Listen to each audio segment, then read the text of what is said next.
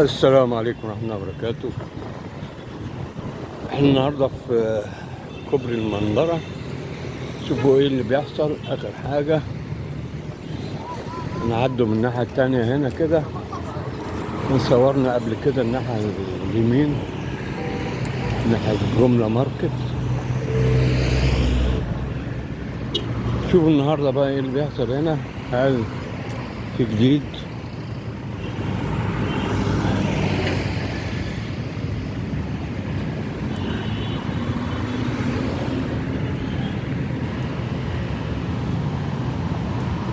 الله على الجمال والخضرة والأشجار والنخل. يا رب المنظر ده نشوفوه على الكورنيش وفي كل حتة بقى في البلد. المفروض بعد ما اتعملت المشاريع دي كلها يبقى موضوع التشجير بقى يعني يبقى أولوية.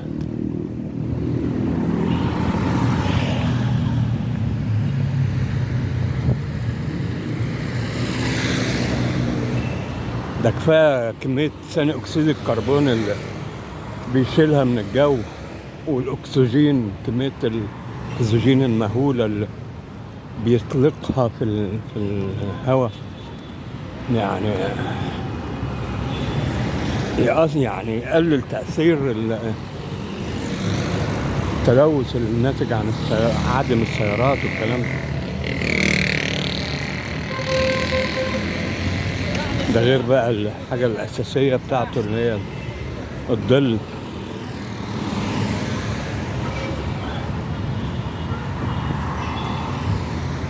واضح من هنا، معرفش الكاميرا جايبة ولا لأ، عملوا تحويلة. اللي جاي من المنتزه ما بيعديش تحت الكوبري دي، وبيعدي في الوصلة الجديدة اللي اتعملت. يبقى اكيد شغالين دلوقتي في الكوبري. انا شايف بلدوزرات اهي وحاجات معدات اهي. هنقرب ونشوف ايه اللي بيحصل.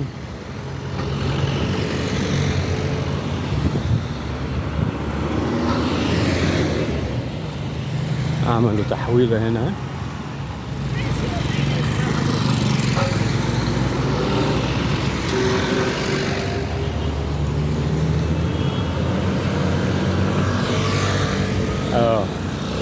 بيهدوا في الكوبري باينة من هنا.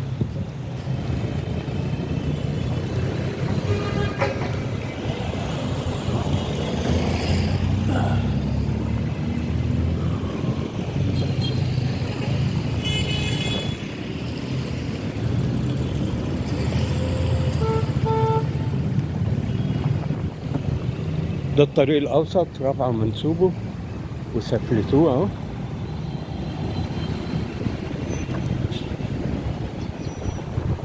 وجاهز على الافتتاح. هنا بقى فاضل الجزء الأخير التاريخي اللي هو كوبري المنظرة. الجزء الأخير فيه بقى خلاص بيتشال اهو، بيتهد.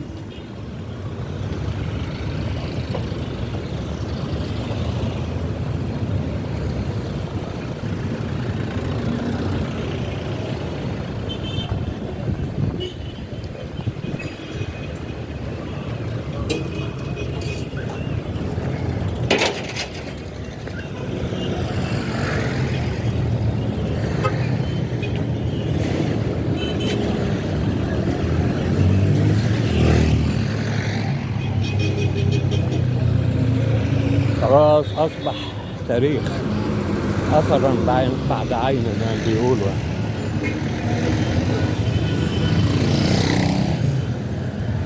خلاص أهو يتهد ويقع.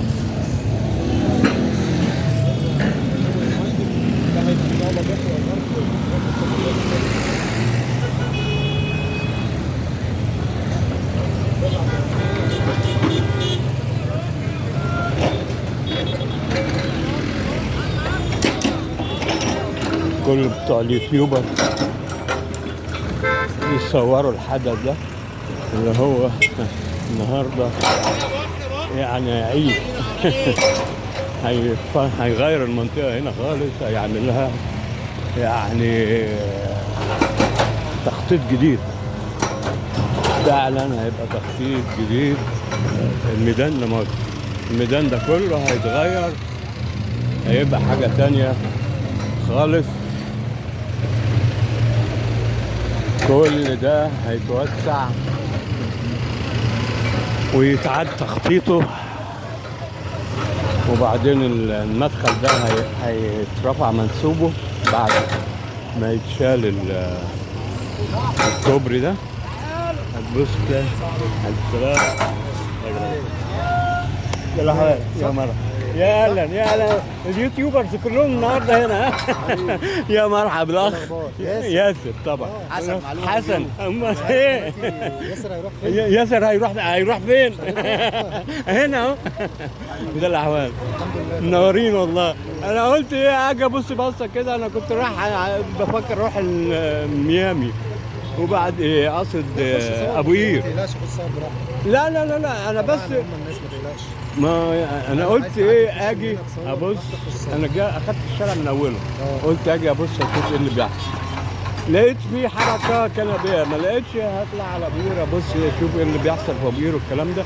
فلقيتهم خلاص.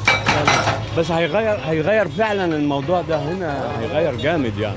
ولسه بقى هيترفع المنسوب هنا. هيعملوا عمود ولا هتبقى كاميرا طويله؟ لا عمود. شايف مكان العمود اللي في النص ده بالظبط هيتعمل. هم موقعين اهو العمود الثالث وهو حاطين عليه علامات هنا اهو. مطرح العمود الثالث ده. ما انا قلت بقى يا اما هيعملوا عمود في الرص، يا اما هيجيبوا كاميرا كبيره زي اللي عاملينها في كوبري محمد نجيب.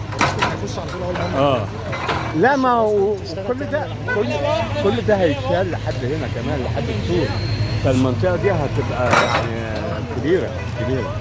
فربنا يكرم الحال. منورين يا جماعه، ويعني فرصه جميله بصراحه ان نتقابلنا.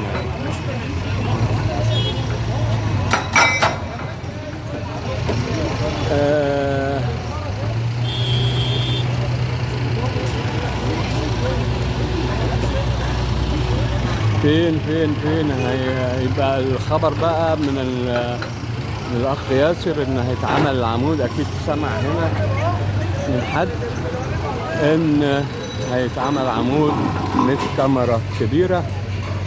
هو كان احتمالين مش اكتر من كده، ان اما هيتعمل عمود في وسط الشارع وبعدين بس ما افتكرش في المكان ده بالظبط. ممكن طبعا حسب هيشيلوا قد ايه حد هنا. طبعا هنا هيبقى فيه رصيف هياخد جزء ممكن في الحته دي كده.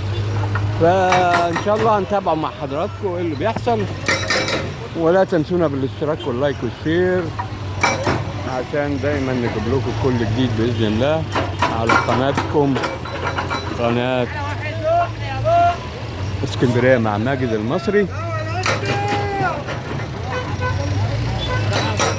ناس كتيرة هتفرح باللي بيحصل هنا ده، خصوصا في المشاكل اللي كانت بتحصل في الشتاء.